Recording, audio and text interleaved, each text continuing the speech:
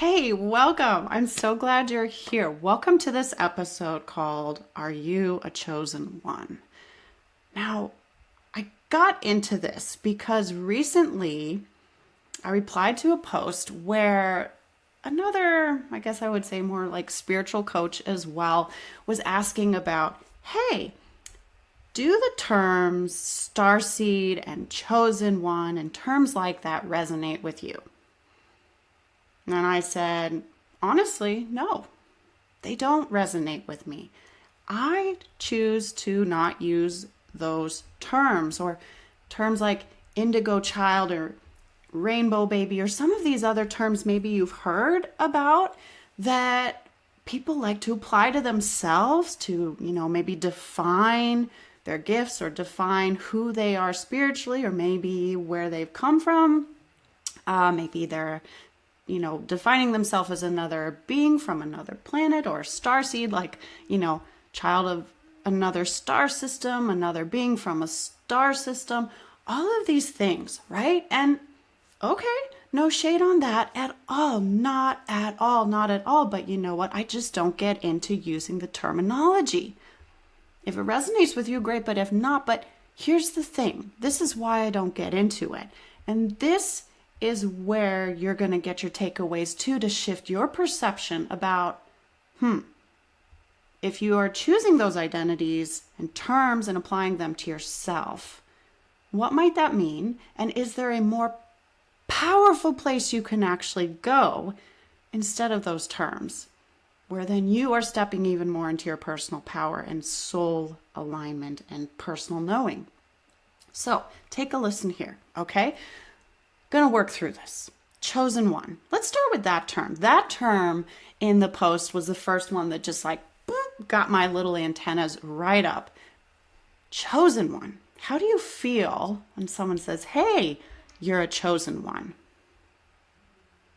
Now, if you're like most, even when you're on the spiritual path and maybe you've done some inner work, ooh, I'm a chosen one.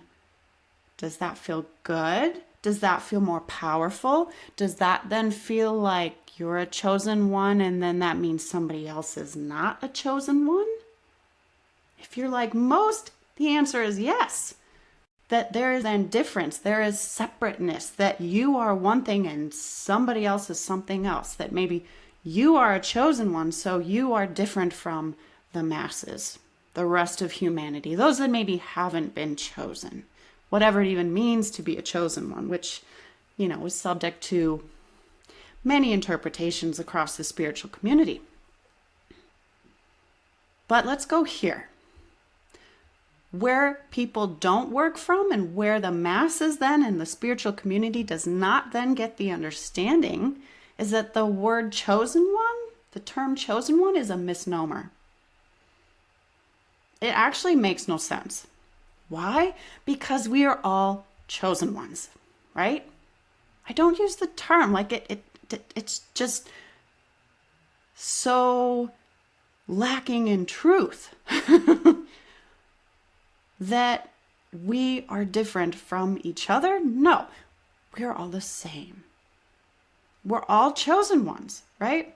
We are all chosen, air quote, chosen, if you even want to use that word, by our souls to come here in conjunction and in agreement with the universe, in our soul agreement to come here in this incarnation, in this time, in this human form, to learn our lessons and our blessings and grow and evolve and move ever closer into alignment with our soul, ever more into the love frequency of the universe in perfect harmony, to serve and be in growth and evolution. And we're all here chosen, if again you want to even use that word, to be here in this moment now. So we're all chosen ones and we all have our gifts. We all have the things that we are bringing to this moment in space. So there's no difference between all of us.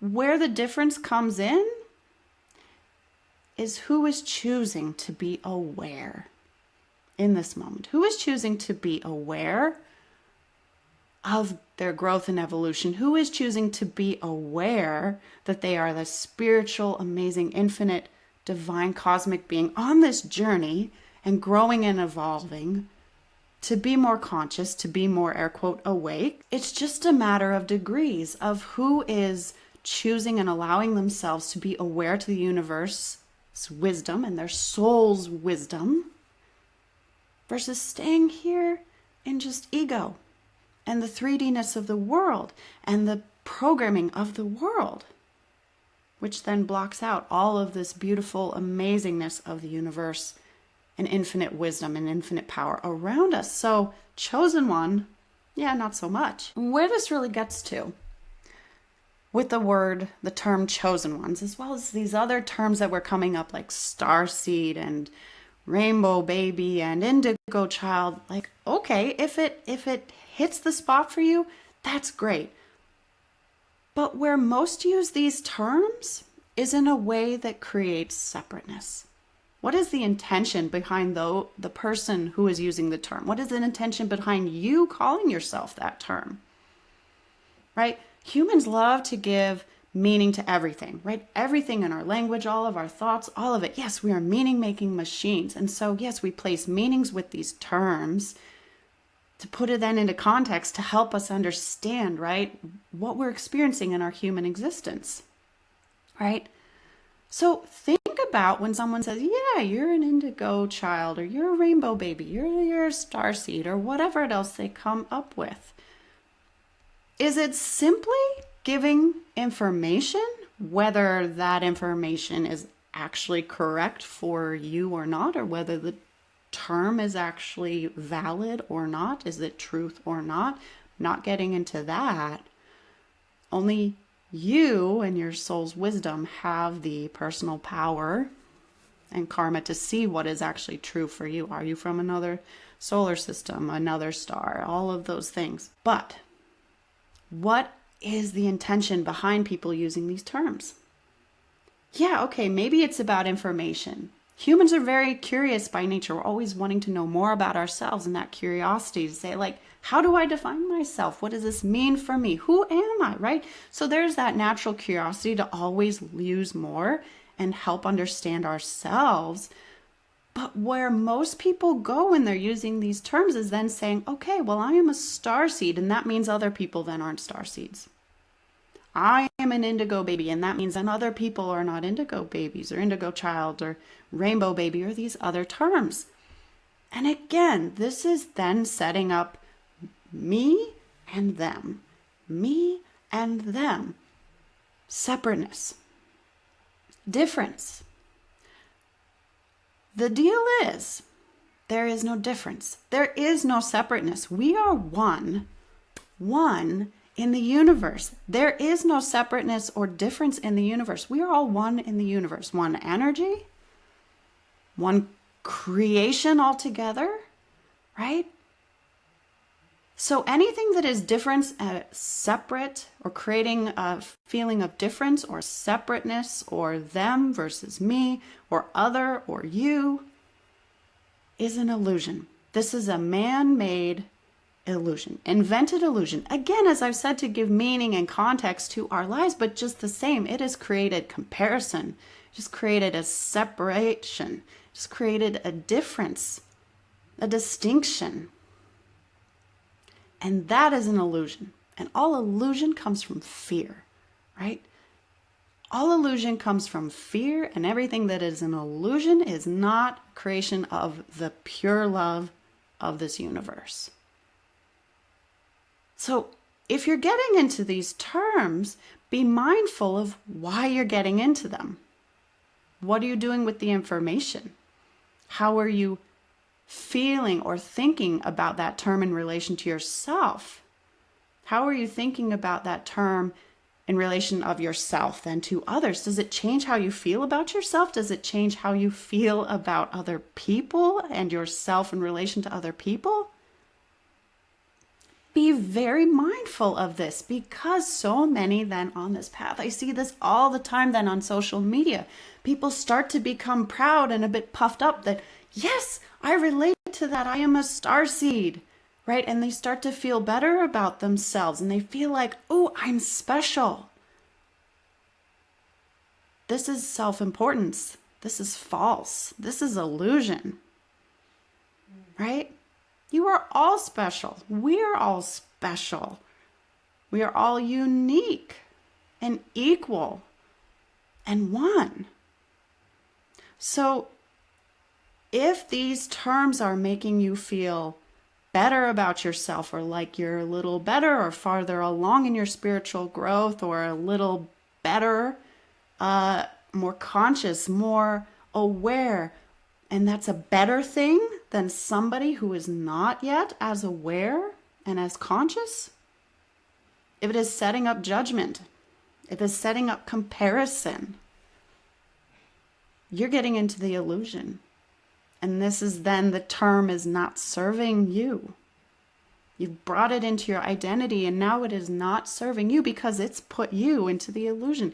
It's put you into comparison and better or worse or either or. And all of that is just false in the universe. And that leads to suffering, right? Look at all of the universe. Where is suffering present? When people get into comparison, where there is a superiority or a less than, right? More than or a lack, right? All of these either or, better or worse, good or bad situations that people then place themselves into, self-importance, self-righteousness, right? In any way, form different or better than someone else is where then so much of the world's suffering comes from. And of course, all of that is fear-based, right? Because we want to feel good about ourselves. And so we step into, the sense of, yes, I am better than someone else, because this is then another protective mechanism for myself to survive and keep myself safe. And it's all fear-based. So look at that. What is this terminology then creating? And I'm not saying that this is happening in every instance in the spiritual and conscious community, but I'm just shining a light that, hey, this is what I see more often than not. And I'll tell you the thing. I work and I'm blessed to work with some incredible, incredible souls. Some beautiful, beautiful humans. My mentor, and of course his brother-in-law, who is also a shaman. They are, if I even use the term air quote enlightened, they are some of the most enlightened people I know. They are some of the most conscious, awake, evolved, highest frequency people I know. They are amazing and they teach me so much. And here's the thing, they never use these terms. And they certainly don't use these terms on themselves. They do not call themselves an enlightened one or a starseed or a chosen one or a this or a that. None of that. They will be the first to tell you that they know nothing. They will be the first to tell you that none of that resonates with them. They will be the first to tell you that none of that applies. Because what is the truth of the matter? Your soul does not label you with any of these labels or identities. These identities are a human construct. The universe does not label you with any of these things either. But yet we're piling it on ourselves. And the more you label yourself, the more you step into identity, is the more you define yourself, and the more definition you have, the more you are in a box. And when you are in a box, you are bounded. Yet you are a pure, limitless, infinite potential, unbounded, infinite, eternal, cosmic, divine cosmic being and beautiful soul. So why put the identities? Why put the labels on yourself? What do you gain from that? Are you getting a benefit from that somehow? Is the supposed clarity you get by being a starseed and taking on that definition and applying it to yourself? Is that a benefit to you, really? Can you go through this existence without that? Would you be better off? This is the question to ask. And if I back up just a second, talk about my mentors and also shaman, there is infinite knowledge and wisdom and energy, infinite everything in the universe. And so we're all enlightened ones. You right now are the most enlightened you will ever be, just as I am. And I say that because right now in this moment, all of the infiniteness of the universe, infinite consciousness, infinite wisdom is available to you right now across all eternity, across all of your incarnations. They're happening right now in this moment. Every bit of everything is available to you right now in this moment. It's just whether you choose to be aware of it. So in this moment, yes, you are fully enlightened. You're just not aware of it. You are not conscious of it here in this ego, in this incarnation, in this present moment. And that is a choice. So that is what I say when my mentor and my shaman tell you, yet they know nothing. Because how could you know something that is infinite? The infiniteness of the universe, all of that wisdom. The more you evolve, you realize that the less you know, because there's always more to know. And it's really about unknowing all of the programming that you've gotten here in 3D world. Unlearning all of the baggage and crap that is with your ego and is not pure love and of the universe's purest love frequency. So enlightened? No. Chosen one? No.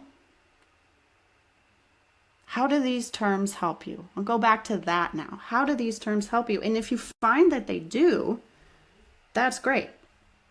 But guard against the need to be in your self-importance and self-righteousness to be an enlightened one, right? Thinking, I'm an enlightened one. And does that make me then more enlightened or better or some other distinction compared to everybody else? Then you're headed off on an ego path. That is not aligned with your soul. Because what did I just say? We're all, air quote, enlightened now. There's no difference. There's no such thing then as even being an enlightened one. You just are. You just are in this moment, and we're all going to get to the end game in the end, which is growing and evolving and living more as our soul and eventually going home to the universe when we've reached the ultimate highest potential and highest frequency, which, by the way, guess what, is infinite. So yeah, but again, it's all happening in this moment at the same time. I know it's such a bender to wrap our head around. But get out of the illusion. Get out of the illusion. Anytime you're into comparison, separateness, distinction, difference, you are an illusion. Illusions are fear-based. This is ego. This is not your soul speaking.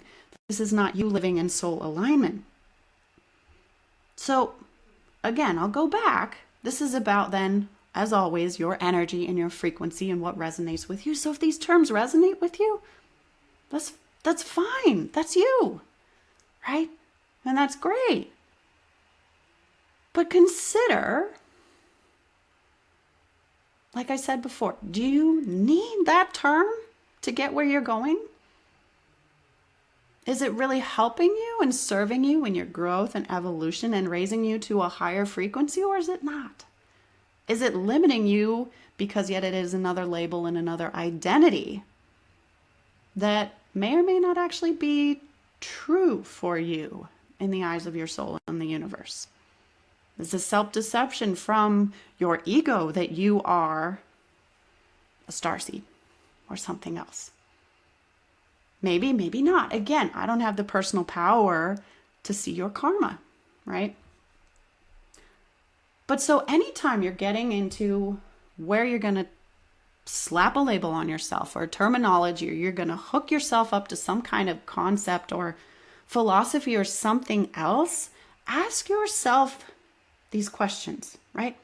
What does this do for you? What does the term chosen one or starseed or rainbow baby, indigo child, whatever that may be, what does that term do for you, right? If you adopt it, are you more aligned with your soul? If you adopt it, are you raising your frequency? If you adopt it, are you stepping more into love and less in fear? If you adopt it, are you more loving, caring, compassionate, generous? Are you more in peace? Are you more open-hearted and generous? Are you more pure love?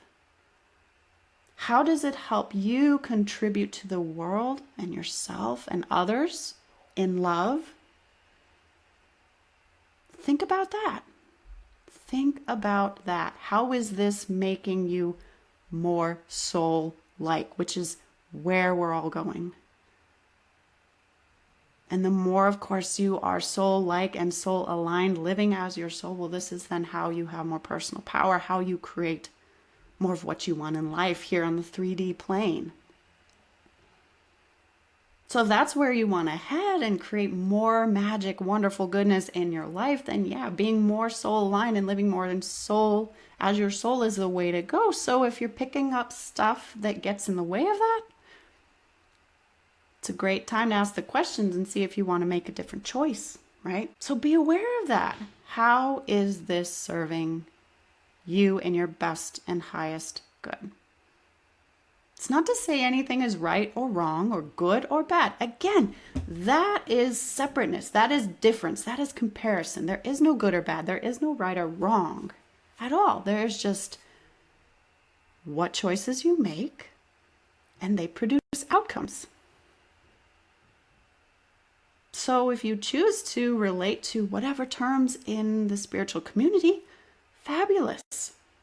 But just be aware of your intention with collecting that terminology and bringing it into your identity. Is your intention curiosity? Is your intention feeling better about yourself?